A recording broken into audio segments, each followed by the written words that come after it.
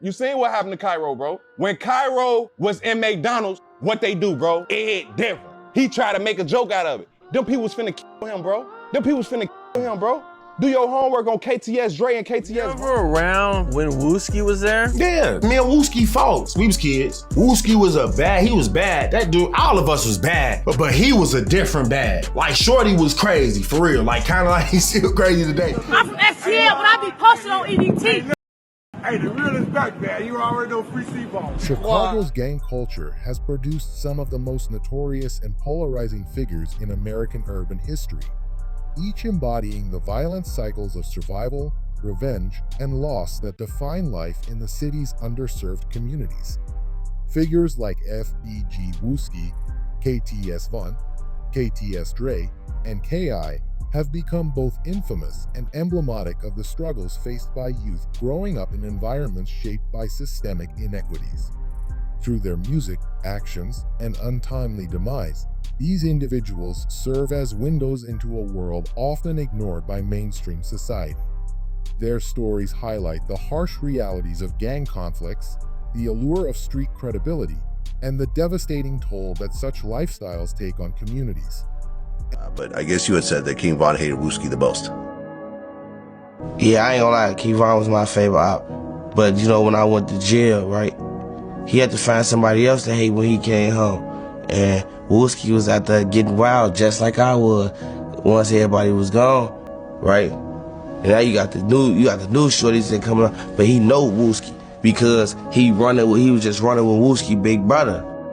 And they really want Wooski to be OB. But Wooski over here with us getting that, man. You ever around when Wooski was there? Yeah, me and Wooski fought. We was kids. Wooski was he was bad. That dude, all of us was bad, but he was a different bad. Like Shorty was crazy, for real. Like kind of like he's still crazy today.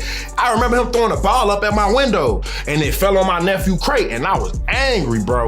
I went outside, bro, and me and Wooski was fighting for like 30 minutes, throwing rocks in my house just to get me to come out to fight him.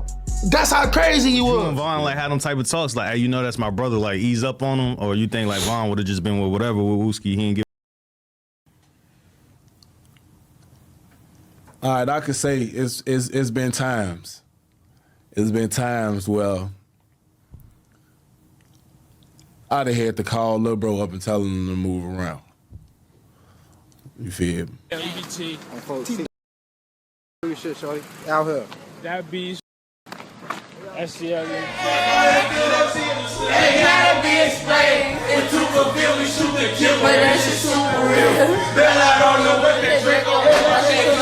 FBG Wooski is a prominent rapper and a polarizing figure in Chicago's drill music scene.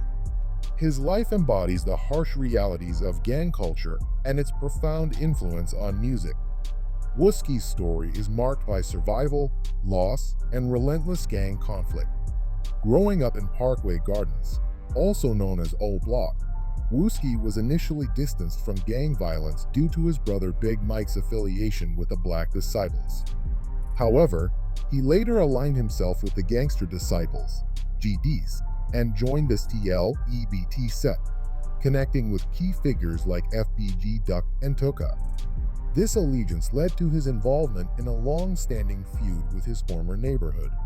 An incident forced him to relocate to 63rd Street, the heart of STL-EBT territory, and deepen his conflict with the BDs. His alleged role in the demise of Platoon, a close friend of King Von, further escalated tensions, leading to a series of retaliatory attacks, including the targeting of Wooski's cousin Modale. Wooski's music career took off with his aggressive and unfiltered tracks that often included direct threats toward rival gangs. His Computers remix became a viral hit, garnering millions of views and solidifying his position as one of O Block's most prominent adversaries. The song included pointed disses at BD figures like Lil Durk and E-Day, further fueling the rivalry. One of the most harrowing moments in Wooski's life occurred during the funeral of his ally, Dusky the Man. Gang members ambushed the gathering, and as Wooski stepped outside, he was shot in the head. Despite the severe injury, Wooski survived and underwent a long recovery, demonstrating his resilience. Following his recovery, Wooski resumed his involvement in the feud, with FBG Duck continuing to release diss tracks targeting Block. However, Duck's demise in 2020 delivered a devastating blow to STLEBT.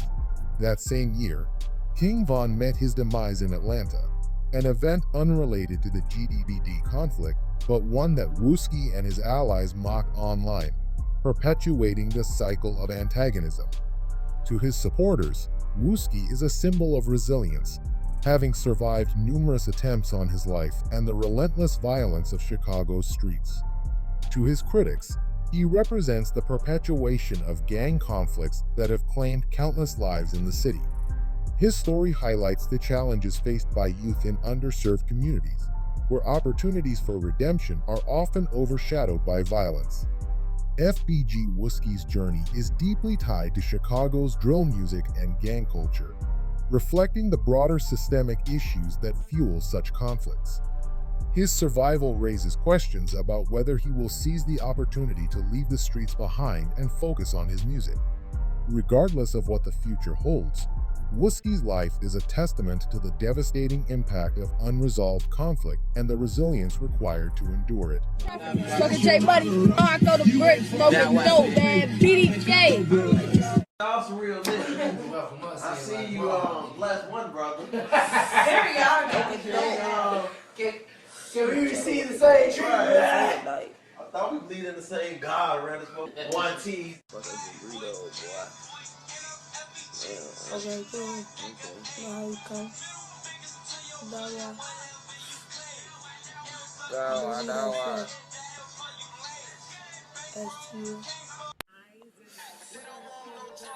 Call Shaq Boy, yeah, my young killer. I had to change the face. They don't know about the new spot that I just got with them cameras everywhere, so they see your ass. I'm in New York, spending no cash. I'm broke, nigga, I can never. All Italians, you know what I'm saying? Hey, come on up, man. We need to go, y'all come with me or something? People call. Bad up or die broke. Everybody scared. They say them twins out there. I'm from STL, but I be posted on EDT. Hey, the real is back, man. You already know free C-ball. Squad.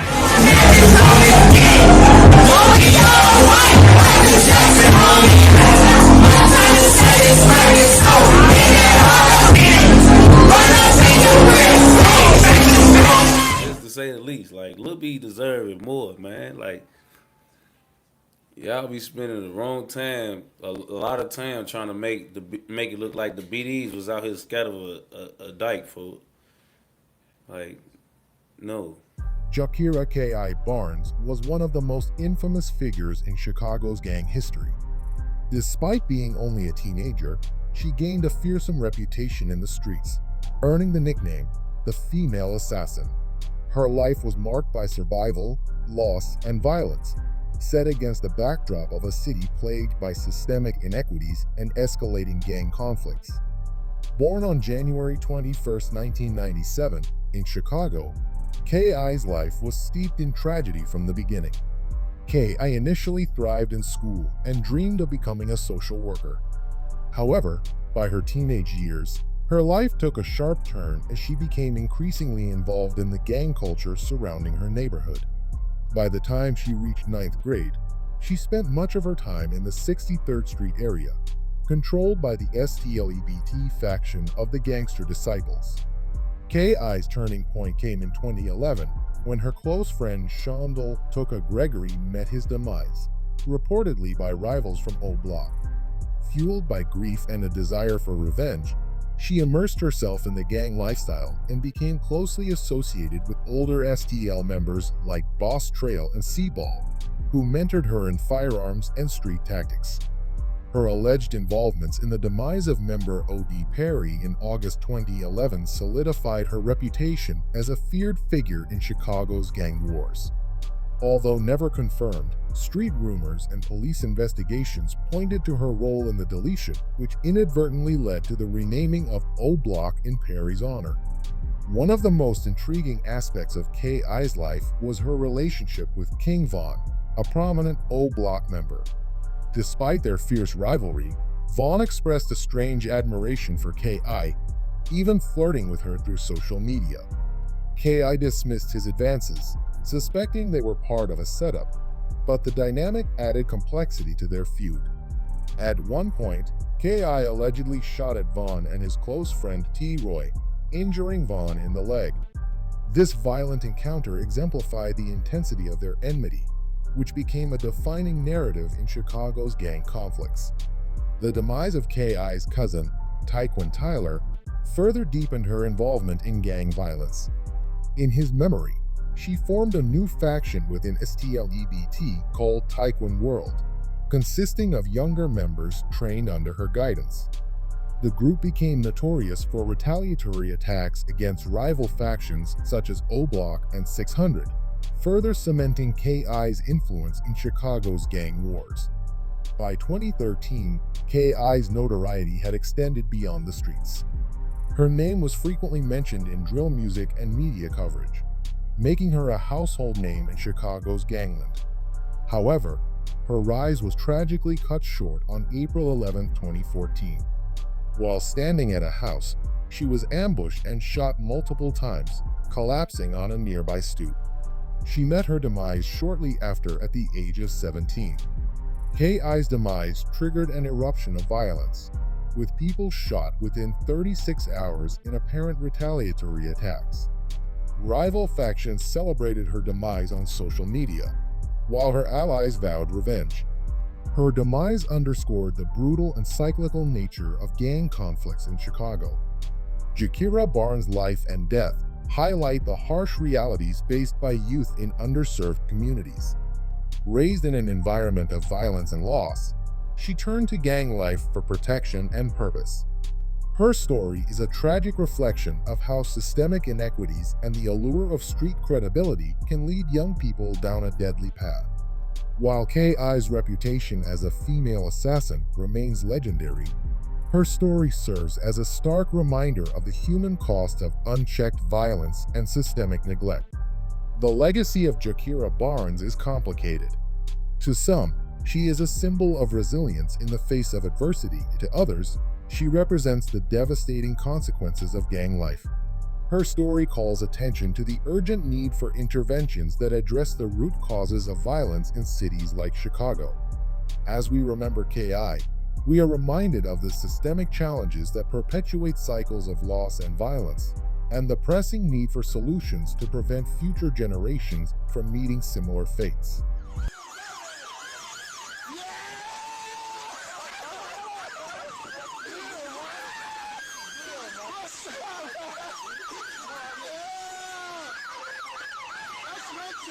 Streets, our streets, whose streets, our streets, whose streets, our streets.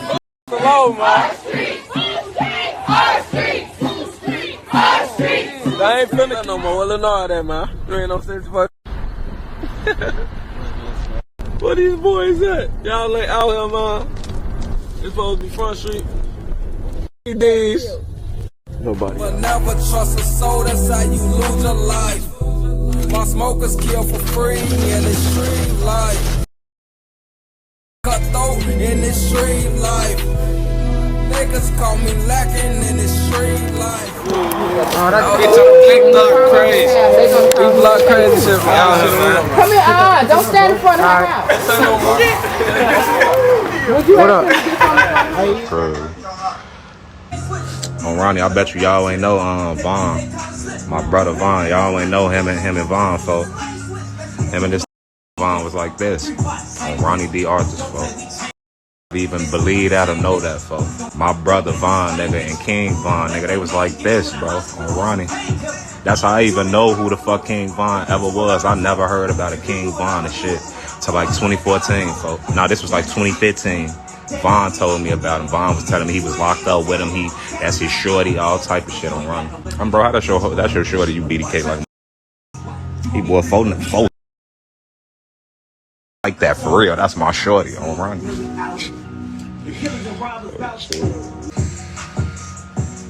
He said, let me play the character Herbo Rodney. Devin KTS Von Davis, born on December 1st, 1993, was a Chicago rapper and gang affiliate whose life embodied the harsh realities of urban gang culture. His story is a compelling narrative of loyalty, violence, and a brief foray into music, all culminating in a tragic end that highlights the systemic issues plaguing Chicago's marginalized communities.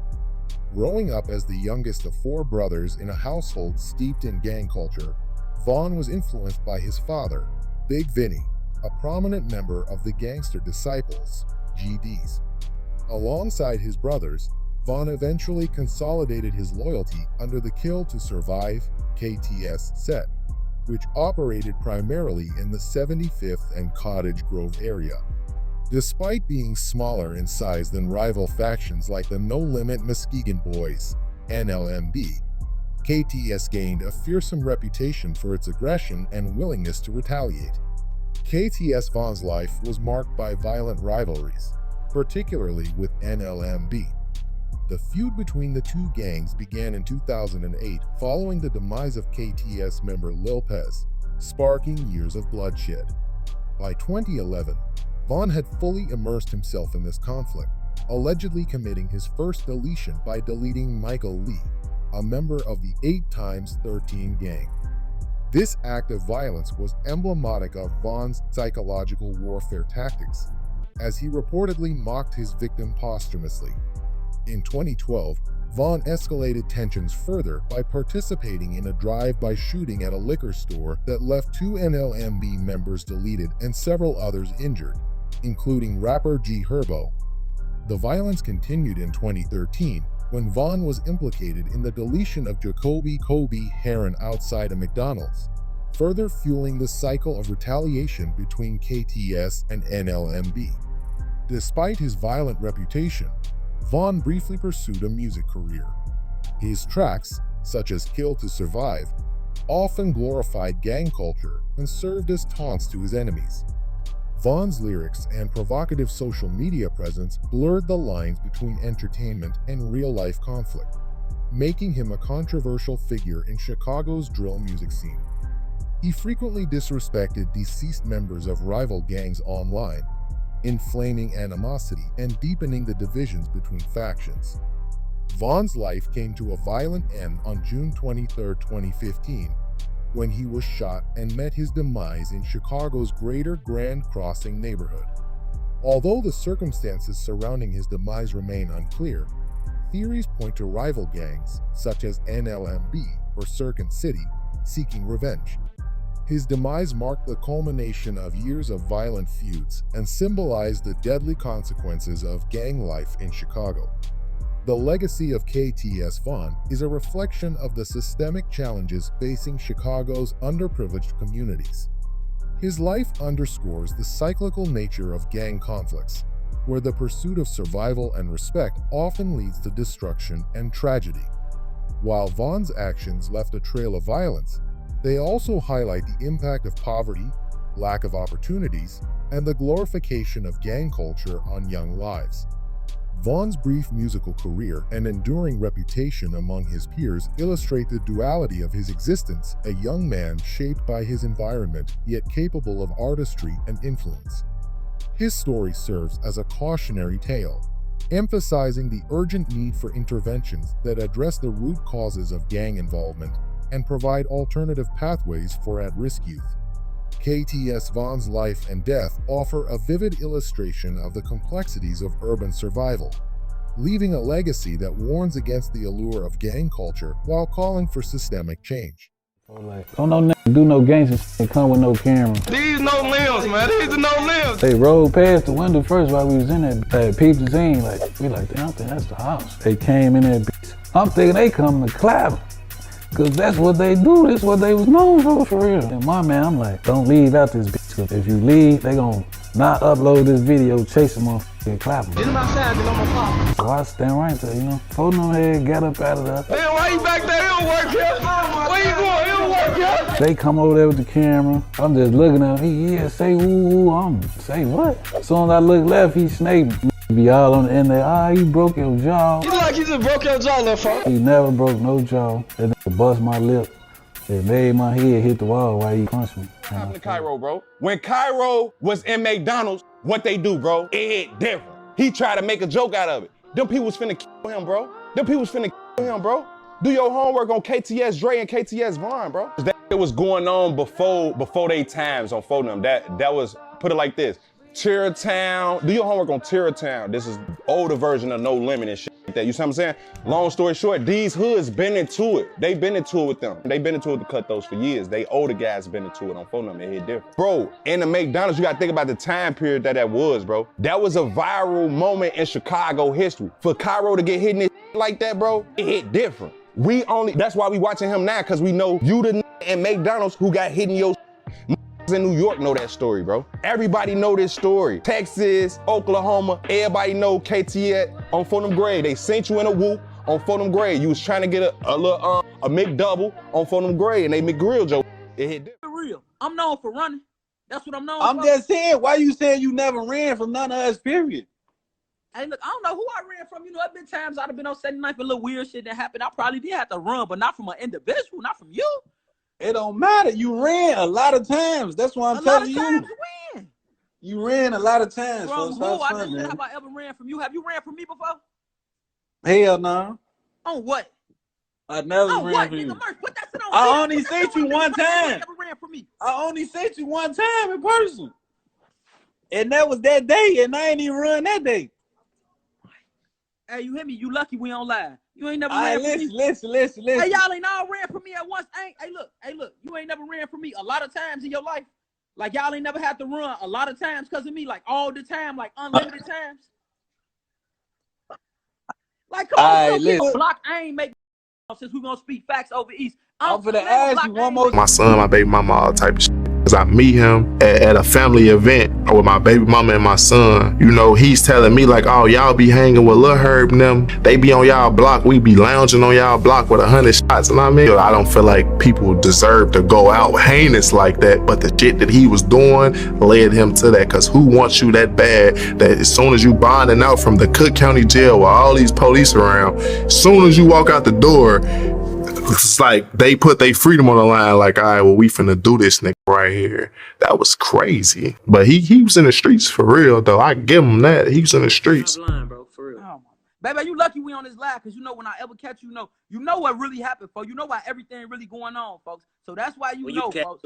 Deep down, folks. You gonna do what? Your little ass in the back of your shit when I catch you. Hey, now you know that's in. Baby, I'm gonna meet you somewhere and beat your ass when I get moved. Watch, you will never do that. Hey, on phase on, you know you won't do that. Hey, look, the other day when you was in the hotel for downtown on my baby, then you went to the bowling alley. I was lurking all over that shit on phone. I was trying to catch which room you was in. I had what bowling alley? I wasn't even in Chicago, dumbass. You was in Chicago. You was in the room. Downtown? I don't. No, I was not. I'm gonna send it to you. As I got on house, everybody be talking to me like, you ain't on factor, you ain't on. It's all crazy, man. I swear to God, I'll huff and puff and get it right now. On Saturday evening, just before 9, a man named Lundre Sylvester was leaving the jail. He went by the rap name KTS Dre. He'd just been bailed out, and police say he was ambushed by two men who got out of a vehicle near the jail. Sylvester was shot as many as 64 times and pronounced Mount Sinai. A 60-year-old woman who was with him was shot in the knee and taken to Stroger. A second woman in her 30s was standing nearby when that chaos broke out. She suffered a graze wound to the face. She was taken to Mount Sinai as well, and both women were in good condition at last check. Hey, look, man, you goofy ass nigga. It's 2015, boy. I don't even fight, but I beat any nigga ass from No Limit, boy. I don't know who you is, boy. Any nigga. Quit then, bro. They said. No, chase me, bro. Oh, my motherfucking chase. Mama needs to chase me. Motherfucking chase me. We both gonna die, bro. On the G, we both gonna die. Chase me. You want some fast? Where you at? Man, where you at? I'm in the hood. You know I'm in some fast in the neighborhood. Yeah. What end you on? In the middle. You ain't in the middle. Yes, I am. You ain't in the middle. You ain't in the middle. I'm close by you. Nah, you not. Huh? On what? What you in? What kind of car you in? I don't need to know the color. I just want to know the brand.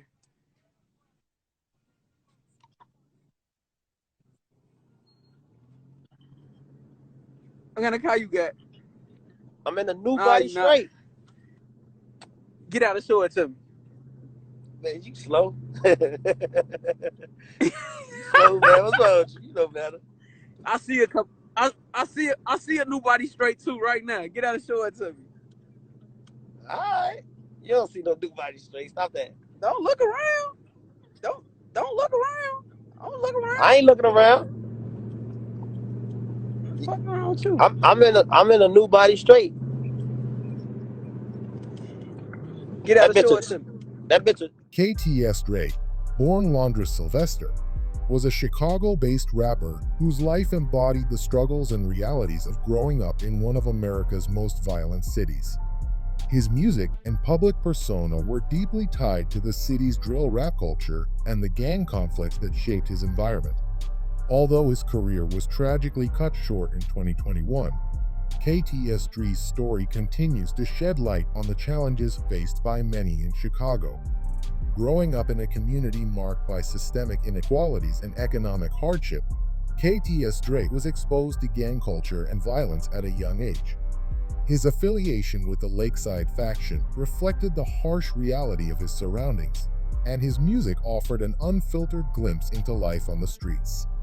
The acronym KTS, meaning Kill to Survive, encapsulated the survival mentality that many in his community felt was necessary. However, KTS Dre's rise to prominence was not without controversy. Like many drill artists, his lyrics and public persona became entangled with real-life gang conflicts. He frequently clashed with members of rival factions, particularly No Limit. These rivalries extended beyond the streets, playing out in social media feuds, live-stream taunts, and threats that often escalated tensions. KTS Dre's provocative online presence amplified these conflicts, turning personal disputes into public spectacles. The feud between Lakeside and No Limit reached its peak in the late 2010s. A pivotal moment occurred when Dre and Cairo confronted each other during an Instagram live session, exchanging insults and flaunting weapons. This virtual posturing mirrored the escalating violence in Chicago's streets, leading to multiple retaliatory attacks and fatalities. The cycle of violence continued, claiming lives on both sides. KTS Dre's legal troubles also played a significant role in his life. In 2020, he faced serious charges after wresting a gun from a police officer and was placed under house arrest. Despite his legal battles, Dre maintained a high profile on social media, where he frequently provoked his rivals. In July 2021, after his girlfriend posted a $5,000 bail for his release, Dre walked out of Cook County Jail. Tragically, his freedom lasted only minutes. Ambushed by unknown assailants, he was shot 64 times in a brazen attack that shocked even those familiar with Chicago's gang violence. The aftermath of KTS Dre's demise underscored the brutal dynamics of gang conflicts in Chicago. Members of No Limit openly mocked his social media, referencing the 64 shots he sustained with phrases like Nintendo 64. These taunts highlighted the ongoing cycle of vengeance and territorial disputes that have defined these feuds for years. Despite Dre's demise, the violence between Lakeside and No Limit persisted, demonstrating the deep-rooted nature of these conflicts. KTS Dre's life and death are a stark reflection of the pervasive challenges faced by many in Chicago's underserved communities. His story serves as a cautionary tale about the cost of gang violence and the systemic issues poverty, lack of opportunities, and glorification of gang culture that perpetuate these cycles. While his music gave voice to the struggles of his environment, his demise illustrated the devastating consequences of unresolved conflict. Addressing the challenges highlighted by KTS Dre's life requires a multifaceted approach involving education, economic opportunities, and community intervention. Breaking the cycle of violence demands a sustained effort to address its root causes. While Dre's name remains etched in the narrative of Chicago's streets, his story urges society to create pathways that prevent future generations from meeting similar fates.